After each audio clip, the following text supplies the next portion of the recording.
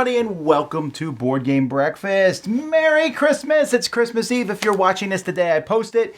And yay! I like Christmas, and I want to say a big thank you to you all who watch our show throughout the year. This is the second last show of the year. The next one's going to go up on New Year's Eve, but just in case, I really appreciate each and every one of you and you kind of going through us as we've made changes and things, and hopefully as the year has gone by, we have gotten better and things have improved. But either way, I hope that today, wherever you are, whether you are by yourself or with your family or with friends or working hard to do something or other, that you have a fantastic day.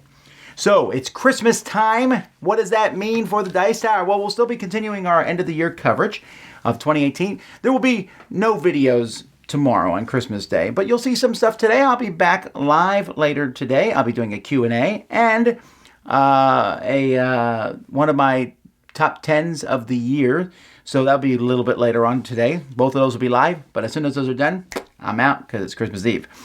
Other than that, well, there's more coming, but we'll talk about that. So let's get started with the news. Okay, so in the news, first of all, Greenbrier has a game coming out soon, Helios Expanse. This is a 4X game style game. There's a lot of this these days. Used to be you couldn't find a 4X game. Now you can throw a rock and hit one. But we'll have to see how this one pans out. Unlock. 3 new games are available over in Europe, so I guess they'll be coming here soon. This is a 3-person set. In Europe, they come together. In America, they are split separately. This is the Exotic series. We got Night of the Boogeyman, which doesn't look that scary, actually, like a silly boogeyman. Then Challenger, and then Scheherazad's Last Tale.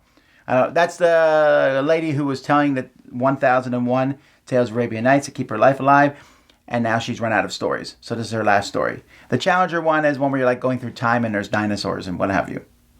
Rio Grande has announced Power Grid Recharged. This is the 5th edition of Power Grid, and it's going to feature the classic one with some rules changes. What's going to be different? What's going to be the same? We have no idea. Fireside is coming out with My First Castle Panic. So My First is like a thing that's done nowadays. Castle Panic was already one of the easiest cooperative games for people to jump into, but an even easier one is not a bad thing. So a kid's cooperative game, which is really a genre that's not really that explored other than those really boring educational ones. Z-Man has announced Arion. This is the 5th, it depends on the accounting, 5th or 6th game in the Oniverse, for those of you who play that. Metal Gear Solid, we had talked about this in the past. Emerson Matsuuchi is doing this one. We know a little bit more about the details of this game coming from IDW. It's a cooperative game with miniatures. There's going to be a dynamic AI in it. You're trying to get through the base, avoiding detection. So that sounds fun. We'll have to wait and see the final product. Speaking of kids stuff, now we have Exit Kids Codebreaker. The Exit games, you work together to solve mysteries and get through puzzles and things. Now there's one for kids. Again, this is something I'm certainly on board with. Paladins of the West Kingdom. This is the second one in the next trilogy of games. This one, the Architects of the West Kingdom, has come out to extremely high praise over the course of the year. It's a really great game, so I look forward to this sequel. And Hasbro's announced Monopoly Pizza, because why? Do you want to collect all the pizza slices? Who cares? They're really running out of ideas there. You tell me I'm running out of ideas with top 10 lists. Hasbro has me beat. All right, that's the regular news. Kickstarter time.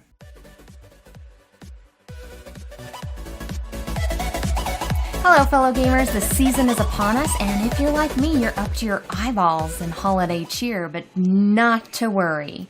If you haven't gotten your presents yet, we have you covered, because you can always get somebody a Kickstarter.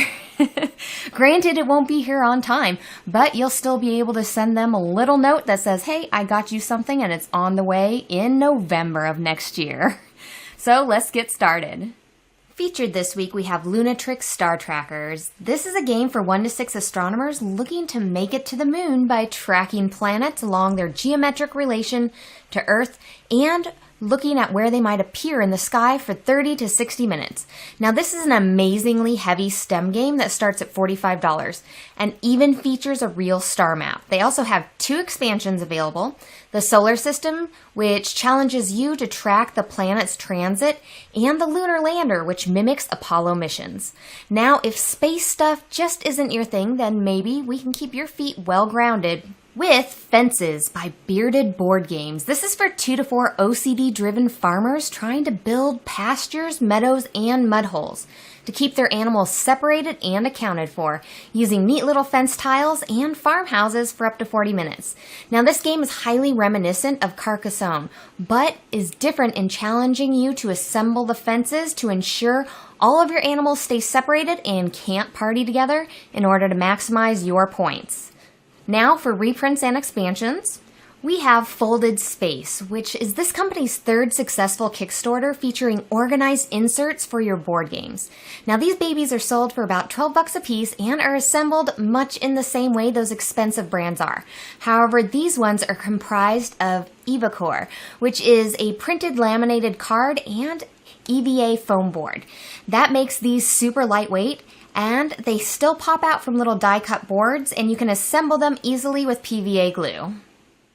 Thanks so much for joining me this week. If you enjoyed any of the Kickstarters that you saw here today, then make sure to join me on Friday as we go in-depth about all of these games that you saw here today. And you guys get to chime in, as it is a live show, and you get to comment. So, other than that, we will see you guys all next week. You know, some Euro games, like Takenoko, they have cute little figurines, like the cute little panda, you know. But wargamers can be cute too. I mean, look at me, for God's sakes. And high-flying dice games. Now you're gonna say, what's cute about a war game? Well, check this out. This is a game. A postcard. It's a game. So this game is called A Rock and a Hard Place. This is a full-fledged hex encounter game. It's easy. It plays in about 20 minutes. Now all you need to play this game is a deck of cards. Everything else is on the game. The counters are on them. You cut them out. Instructions are on the back. Easy peasy. If you want to bling this game, you can. High Flying Dice offers you custom cards for that postcard game. And sometimes some of these postcard games have an option of actually upgrading to real counters. How cute is that? The majority of these postcard games are soloable and short playing time, and you know what? You'll learn a little something about history. Also, the subject matters are vast. La Garde Recule, The Attack at Waterloo, Napoleonic, Morgan's a Coming, American Civil War, Confederate General John Hunt Morgan. Faithful Days, The Marne, Campaign of 1914, this is World War I, and this game's map is point to point. That means you go from one point to another point. See, you get to learn mechanics too. A Dash of Piper, this is World War II in an interesting battle called the Battle of the Bulge, where this guy Piper was a ace tankman for the German side. And here we go way back to 1522, where the Ottoman Empire takes on the Knights Hospitallers and the Republic of Venice in Nothing So Well Lost, The Siege of Rhodes, 1522. So for you guys on the fence who want to try a war game but don't want to invest an amount of money that is considerable, check out High Flying Dice Games. They have a ton of different subjects and a ton of different battles. Thanks for watching, and if you want to know more about war games, please check out my channel, No Enemies Here, and happy holidays. Hey there everyone, it's Jen, the board game librarian, with this week's segment From the Page to the Table. And as always, we're pairing a book and a board game together. So this is a trip back down memory lane, like way back down memory lane. As you can imagine, knowing what I do for a profession, I was a very avid reader as a child, and I gobbled up Choose Your Own Adventure. I'm a child of the 90s, and these were immensely popular when my husband and I were kids. And the whole fun of it was just kind of, going through and seeing what decision you made, if it was good or bad or satisfactory. I am classically known as an ender cheater. Been one my entire life, where I read the end of the book first. At 32, I'm still doing that. So this was one of the ones I really liked the most. And how about the fact that there's this now from Z-Man Games, Choose Your Own Adventure, House of Danger. I call it more of like a storytelling game rather than a board game. We played this with friends who are very much into RPGs and storytelling games, and we had a blast with this. We made it through 4 chapters and then we died. We haven't played the 5th chapter yet, and Matt and I have played it as a 2-player game and experience too, and it's just fine too. I love that it takes some things right out of the book, some of the quotes and some of the material. The covers, very stylistically the same. It does have a one-use kind of thing of sorts, I suppose, once you get through all 5 chapters, but we've played it 2 times and encountered different things each time. So it's kind of what you make of it, right? So that is all for this week. Happy holidays and happy breakfast, everyone.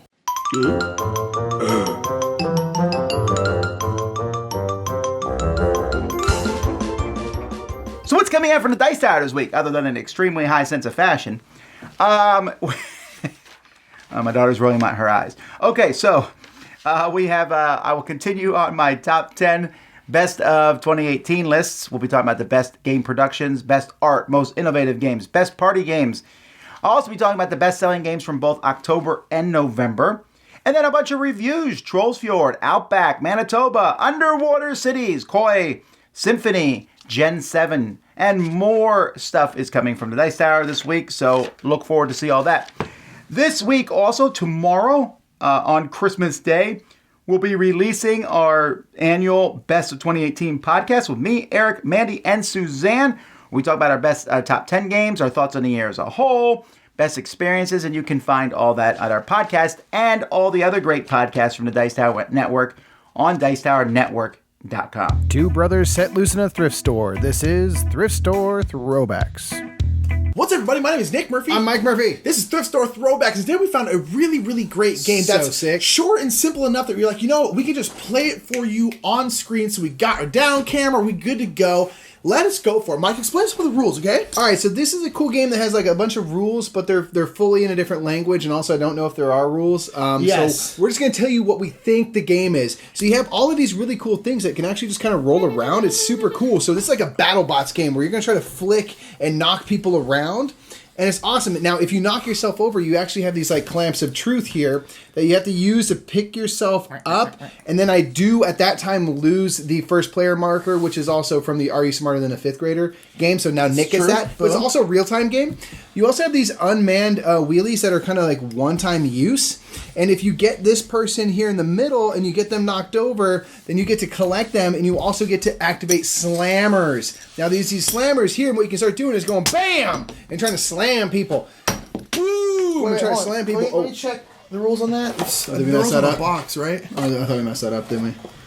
No, go for an adventure. Oh, that's totally right. That's That's exactly what we're doing. Okay, So the cool thing is if you get knocked over, you actually have to flip over this pawn, and then if you get it flipped over again, then you die. And then if you get killed and you're really bored and you just want to burn the game, you can just do a puzzle that's in the box. You can just solve that puzzle. Yeah, exactly. Maybe that's where the rules are. It's probably on the Gotta puzzle. solve the puzzle. But nonetheless, we already know that is how you play since 1962. Since 1962, it's a fantastic game. The best. I think it was maybe another sequel to Indiana Jones or something, because they were in Yeah. the 50s in the last one, so something like that.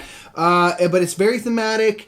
There's a bunch of mini games in one, and it comes with a spinner that doesn't work to remind you that we're all heading toward nothingness and despair, because everything's just going to break eventually and fall apart.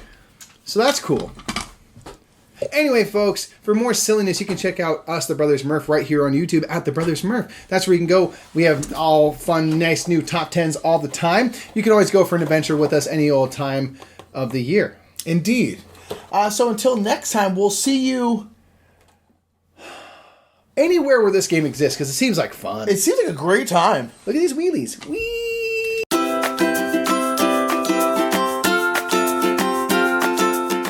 Hello, my name's Annette, and you may know me as Netters Plays. And today on Applied Mechanics, I'm not going to go over a game. Instead, I'm packing up for the holidays, so I want to bring you along and show you what I pack and how I pack it.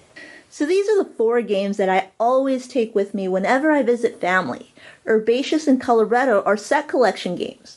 In Herbaceous, you're pretty much building a beautiful garden out of herbs. Colorado is just beautiful on the table. No Thanks is a press your luck card collecting game, and my family absolutely loves and has a blast with this, along with Insider, which is a social deduction game that my family can really get into. My family also loves roll and write games, so of course I have to introduce them to Ganshan Clever, along with 21. Port Royale and Push are both set collection games where you're trying to push your luck along the way. Skull King is a game of trick-taking, however you are making bets on how many tricks you're going to win.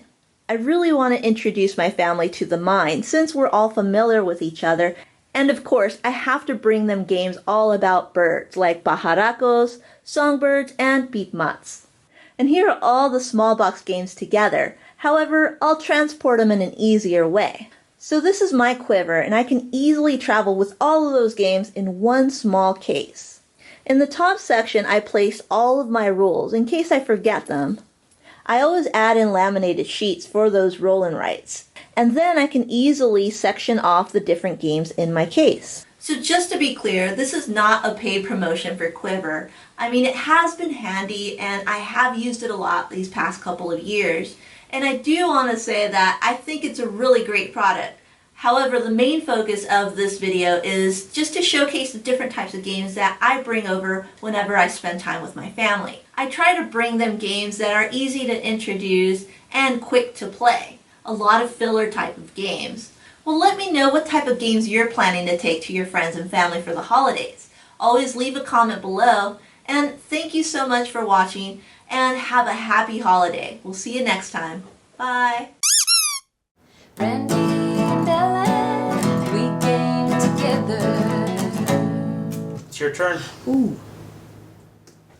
Hi, I'm Randy. I'm Ellen. Hey guys, welcome to We Game Together. This is take 7 Oh my or gosh, so. you guys, so many takes. We were like, finally, we're like, we got this. coming in, We got this. bothering us. Yeah. We screwed up so a many lot times. for some reason, and now Ellen's hair is defoofing. I had the perfect volume. I've just understood and that then defoofing Yes. is happening as we speak. volume does not stay in forever, and it's like losing its. Oh, anyways, okay. We need to hurry. We gotta hurry so that my hair stays good for this whole time.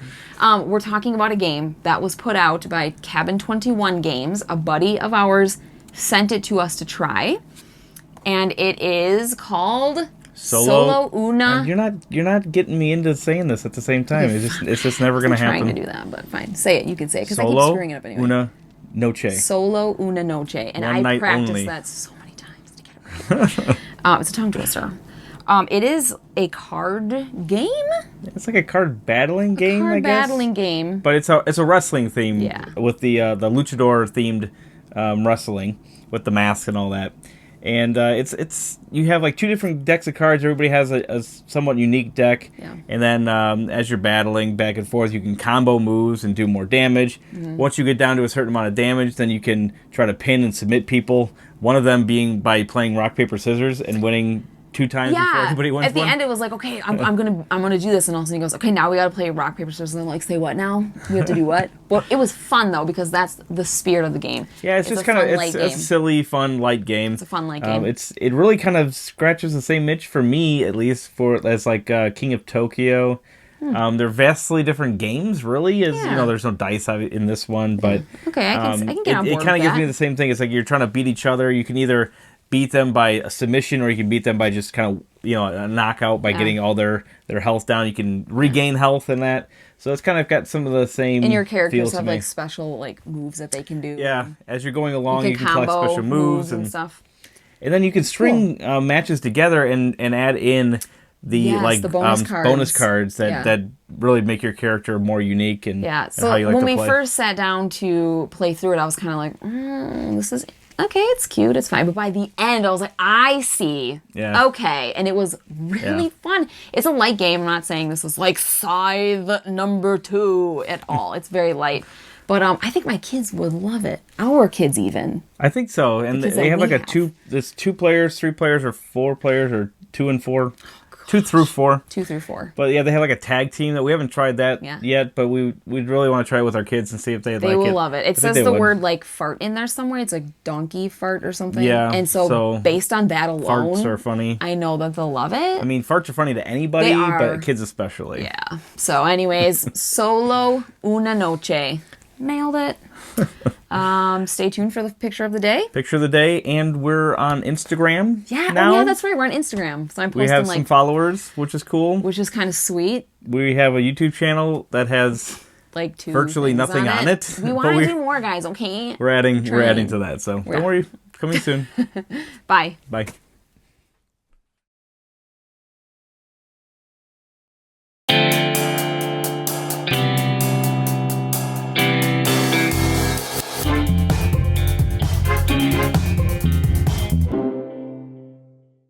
Hi, Mike Felicio from Solomode Games. If this video airs during our normal production schedule, then this should be showing up on Christmas Eve, and I figure this is a great time to talk a little bit about some end of the year statistics. Using my board game stats app, there are a couple of things here that I wanted to kind of share with everybody. It looks like this year I got in 292 plays of games, which to me sounds pretty good. I know that there are people that have quite a bit more and people that have quite a bit less. I don't think that there's any value judgment there. I just think it's noteworthy. I got 292 plays of games in. It shows that I played with 117 different players, of which 67 of those were people that were named. And so if they were unnamed, likely it were people I played with at conventions and things along those lines and neglected to put their names down. It shows that there were 175 games that were played, and of those, 162 were new. So, Cult of the New, I think so. Guilty as charged. I knew that going in, but this certainly reaffirms that. It says I played at 16 different locations. The most played game is not terribly surprising to me in that it is Charterstone, and I played through a full campaign of that game, and so it's not terribly surprising to me that Charterstone is at the top of the list. Although some smaller games that are played more quickly, I'm not so sure that I logged every single one of those, and so it might be slightly skewed towards me not exactly being on top of all of my stat keeping at the end of games, although I do the best that I can. The other game that I played quite a bit is my favorite game, which is Scythe, and that's because I'm starting the Rise of Fenris campaign, and so I feel like that game's going to get a lot more plays here in the near future. What I'm most looking forward to over this holiday season is playing some Fireball Island with my sons. I know that they're very much looking forward to playing that, and I've got the whole thing set up and ready to go over the next couple of days. So I hope you all had a wonderful year of gaming and have a wonderful year up to come. And as always, thank you so much for your time, and have a great day.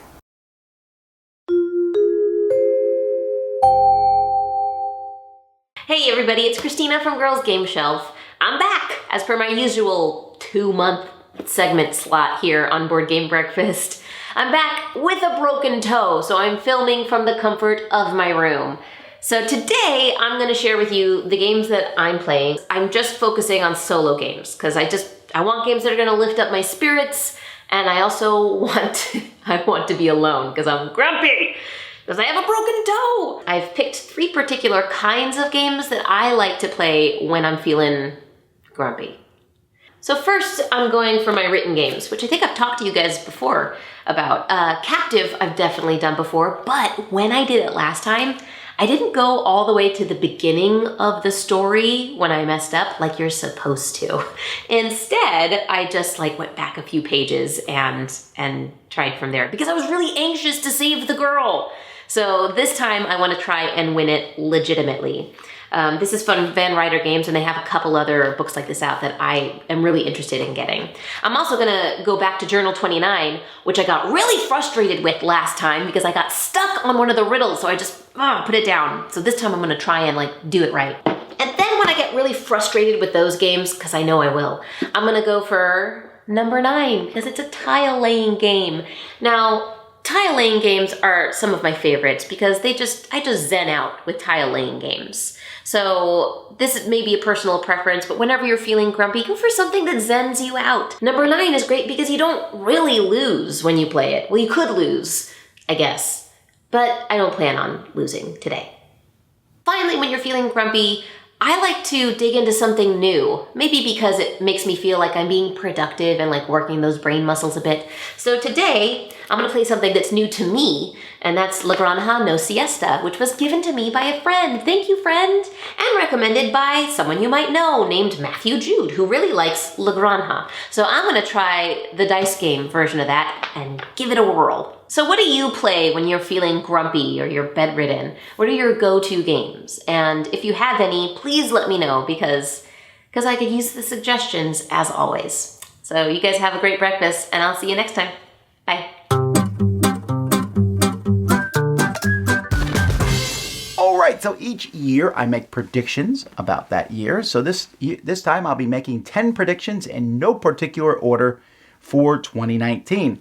These predictions may or may not be based on information that I've figured out, but they're mostly wild guesses, as you've seen in the past how poorly I do at them. Let's hope I do better this year, or maybe not, depending if you want these predictions to come to pass. All right, number 1, I think that we'll see at least 3 more game company mergers this year. Not necessarily a buyout, although I would include a buyout in this one. So last year we saw, for example, Stronghold and Indie Boards and Cards came together. We saw Greater Than Games buy Nevermore Games. So we saw a few things like that, but I'm going to say we're going to see at least 3 of them involving medium-sized companies. We're talking Stronghold game size or maybe a little bit smaller than that. So I think we're going to see a lot more of that. I think I might be actually underselling myself with only 3. Number 2, well, I had to make some sort of prediction about Keyforge. So what am I going to say? So I thought about this for a while. I'll say that Keyforge will remain very successful through the entirety of 2019. And it will have a very large second release that will not be as large as the first one, but large enough that it will guarantee a third release of Keyforge. And then at the end of 2019, you'll still see people in stores playing and talking about it, that it will not be a flash in the pan. All right, prediction number 3. I think, every year I talk about the top-rated games that come out over the course of the year, and this is for Board Game Geek. So let's say for Board Game Geek, well, top-rated games, I'll say that 8 of the top 10 will be Kickstarter-funded games. That's pretty high, although last year 4 out of the top 5 were. So maybe I'm wrong here, but I'm telling you, I really think Kickstarter is coming in its own. A lot of big-name Kickstarters are hitting the market this year. We'll see. Also, speaking of ratings, I'll say that on Board Game Geek, that Brass Birmingham will hit the top 10 rated games. I think that this one is doing extremely well, and we'll see it continue to rise. Brass Lancashire is already pretty high. All right, let's do a prediction about conventions. I think that PAX Unplugged will go up and Origins will go down. I think slight increase and slight decrease, but for this prediction to be correct, they both have to happen. But I think people are going to look at the course of the year, and while Origins is a great convention, I think that PAX is really growing and doing well. PAX Unplugged. I think that at least two other companies will do their own version of the unique game system that Fantasy Flight did. They probably won't call it unique because a lawyer would probably show up. But, although I don't think you can own the word unique. But anyway, although that would be unique. Okay, ironic. But I think some other companies will try this, at least 2 of them. I think we're going to see a marriage of technology and board gaming, similar to, for example, we've seen Chronicles of Crime, where you use the phone to scan the codes. I think we're going to see something in that arena that's going to just blow everyone's minds away. So some sort of marriage of technology and board gaming that will be announced or released in 2019. I think 2019 will be the year we will see announced, and maybe it will come out, Descent 3rd Edition from Fantasy Flight Games. It just feels like that's around the corner. Prediction number 9, I think there will be another Japanese small game that will have huge hit. That will be just this huge thing, comparable to Love Letter. So some small little game is just going to make the world go insane-ish. And finally, my last prediction, I think Fantasy Flight is going to announce a Fallout living card game. I stole this from Z Garcia. It was his idea. But I think it's probably true. They have the Fallout license, and so with the popularity of that, 76 disregarding, It's about time for them to do another living card game, and Fallout makes sense. Those are my 10 predictions. Just making stuff up. What do you have? What are your predictions? Mention them in the comments. When you see other people's predictions, sum it up if you think it's possible. Tell me if you think mine are crazy, right, or wrong. Anyway, let's keep moving on with the show. Welcome to The Pitch. Hi, everyone. Hi. My name is Dave Luza. I'm Ilka Luza. And it's the end of the year, the moment that, well, you share lists. So we from The Pitch, we have a list for you as well. Yes, our list is the top 3 for building your essential games collection. Yes. It's a top 3 and, well, we don't have any crossovers. Let's say that. Number 3 for me is create moments that allow you to gift a game to, well, an anniversary. Gift a game to your wife, your son. He got his swimming diploma. I don't know what you call it, but give a gift. I mean, kids' games don't count. That's the basic thing. You've got a separate listing for kids' games. So if there's a miniature in a game, then that allows you to give that game to your son, even if it's a game that you really, really wanted it. But now you can say, well, it's for the kids. That's my number 3. Create moments to gift gifts. Very well. So my number 3 is reduce. And by that, I mean, if you want to buy a new game, get rid of one game following the old rule, 1 in, 1 out. And by that, I mean, just think about what you buy. Maybe wait a while. You don't have to get the games right at the beginning when they come out. Think about if you really want them. Just buy less. Yeah. So get rid of that copy of Six Nimmt and get yourself Gloomhaven. Number 2. Expansions don't count because they mostly fit in the same box that you already have. So they will not take up any more room. And expansions are cheaper than normal games, so they just don't count. That's how I look at it. Okay. My number 2 is recycle. And by that I mean share the games. Why do you always have to be the one in your gaming group who buys the games? Especially with legacy games, you can wait till someone else buys them. And if you have one, you can give it to someone else. That's my number 2, recycle. Yeah, and my number 1, the best way for me to get more good games in my collection is start making reviews about them, making videos. And that's basically how I left Essen with so many games that I'm making videos about. 1 a week, that's what I'm going for. If you want to check out my reviews about all those games, then you can check them out on This Game Is Broken, the YouTube channel, youtube.com/thisgameisbroken. So my number 1 is reuse. And by that I mean finally play all those games you have been sitting on your shelf for the last year. Maybe even take off the shrink wrap of some of them and play the games. Play them with all the expansions, with everything you have. We always talk about, in reviews, we talk about replayability. Well, there's your point. Just replay. That's my number 1. That makes sense. A lot of the games you will not even see all the variants and the ways you're able to play, but you're very happy you needed them, so now you have them, so you better make use of it. So that was our list, our top 3, and on a bit of a serious note, this time of year we're all stressed out, buying gifts for one another. Well, I'm a firm believer in a non-gift Christmas, and by that I mean give your loved ones the gift of love. Just give him all your time and attention, and probably that's more than enough. Happy holidays, everyone. Merry Christmas and Happy New Year, and we hope to see all of you next year. Bye. Bye. Hi, I'm Roy, and this is Gaming with the People. This week we play Home Alone. What's your favorite booby trap? All of the booby traps. This is the iron to the face. Ow! And this is where you step on the ordnance. And who won? I did. Okay, so in full disclosure, Lloyd could not quite handle the game. So when we played it, I was the Wet Bandits, and my wife and Lloyd played Kevin. So Kevin puts out traps, I have cards to try to bypass the traps. I'm sorry, we played. Kevin!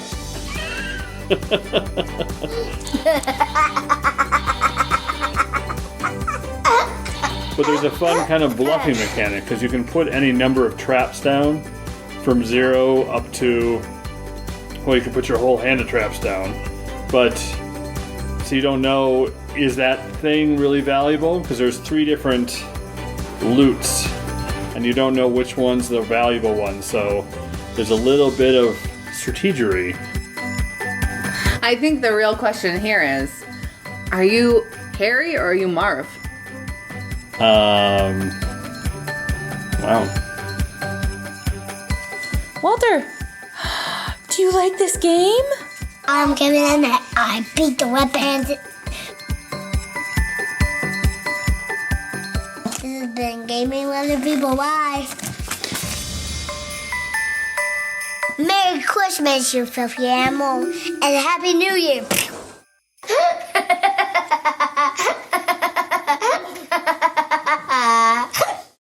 Hi, Suzanne here with this week's featured board game app. One of my favorite stock market games, Stockpile, is out in app form. With a lot of shifting pieces and card play, how does it translate into digital form? Let's take a look. Stockpile is a stock market game about the stock market, and it manages to be completely engaging. Lighter in complexity than many other market games, Stockpile has players building up bundles of stocks and impact cards. Some are hidden and some are open, and then players bid on those bundles and collect the stocks and consequences of the cards they win. After that, the market itself moves up and down and pays out based on the random action allocations. This continues on with players gauging odds, trying to bluff opponents, and managing their pool of funds until the game ends with the wealthiest player winning.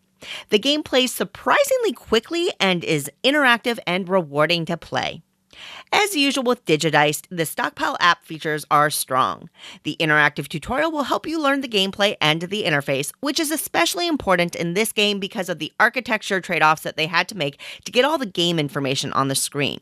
This is an app that if you know the physical game, you may still need the tutorial, and if you only know the app, you may have to make an adjustment for the physical game. The app includes online cross-platform asynchronous play, pass and play, and a variety of AIs to play against. Better yet, there is a ton of optional play included. Not only do you have the alternate advanced stock track board, but you also have the continuing corruption modules to mix and match from. There's the randomizing forecast die, bonds that are secure investments but lock away your funds, commodity trading and taxes, and different characters to choose from. And randomly, Stockpile is one of the few apps that I actually choose to leave the sound effects on for. They give the game kind of a casino feel, but they also somehow help me track what action is happening as the game resolves the cards. Stockpile in person is one of my favorite stock market games of all time. It's highly interactive, which really amps up the gameplay and fun. And of course, in digital form, that's a missing element unless you play in pass and play format. Is the app fun? Absolutely. Does it replace the physical game? Absolutely not. Thankfully, with the huge amount of features and expansion that the app includes, the Stockpile app has a lot of value and is fun to play on its own. Give it a try. Hello, my name's Dan, this is Cora, and we're here today to talk to you about board games for young children. And today we're going to be talking about this game. Concept Kids Animals. Concept Kids Animals. Concept Kids Animals is a children's version of the cooperative game Concept. In it, one player attempts to help the others guess an animal by putting markers down on icons on a board. Now these icons are various clues as to the animal's identity, such as the colour, size, means of getting around, diet, habitat, skin patterns, all that kind of stuff. The animals the game's designers have given you to guess are really well chosen. And I also really appreciate that the cards show pictures of the animals rather than just saying their words, giving kids who aren't strong readers yet the chance to join in as well, which I think is really important. So Cora, what do you think about Concept Kids Animals? I think it's like, so it lives underwater. It has sharp teeth, it's big, it's meat. What is it? What is it? It's really kind of a puzzle. It's like a quiz. It's like a quiz, isn't it? Yes. It's a bit like a game we play in the car, isn't it? When we have to guess animals. It's like, say, does it have a tail? No. Does it live underwater? Yes. Yeah, you've got to try and link all these different characteristics of the animals together and work out what the animal is. I think this is really good. I really like. The better thing is you can look at. You don't just always have to remember it in your head. You can look at it again. Yeah, that's true. You can see where things are and try and work out what's going on. As I say, I think it's really good. I really like Concept as a game.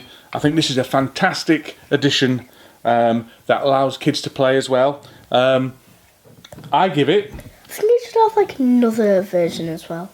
What kind of version do you think? I don't know. Food. Yeah. Or places. Places. Could be all sorts of things, really. Places. Objects. Easier. It'd have to be easier, yeah. Objects. Yeah. I think animals is a good start. Yeah. Yeah. So we give it 2 thinking thumbs up.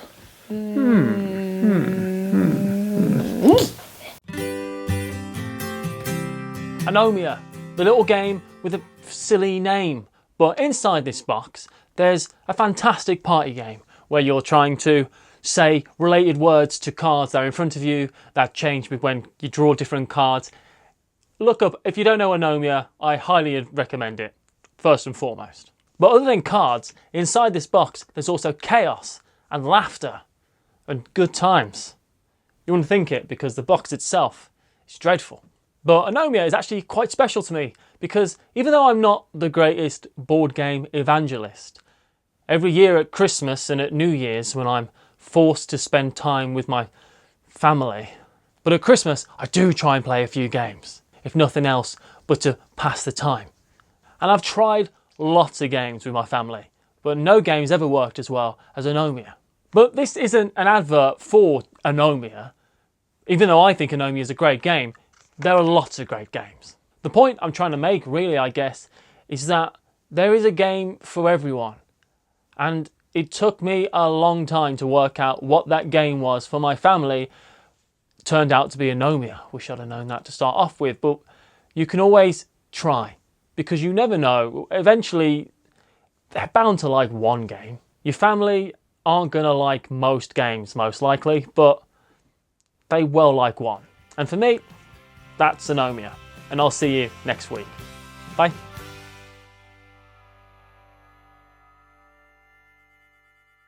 And that's it for another Board Game Breakfast. Thank you guys for watching. Thank you for just a fantastic year again. And again, I guess I maybe should be saying some of this next week, so maybe I'll hold off to them, but I'm feeling very Christmas-minded today.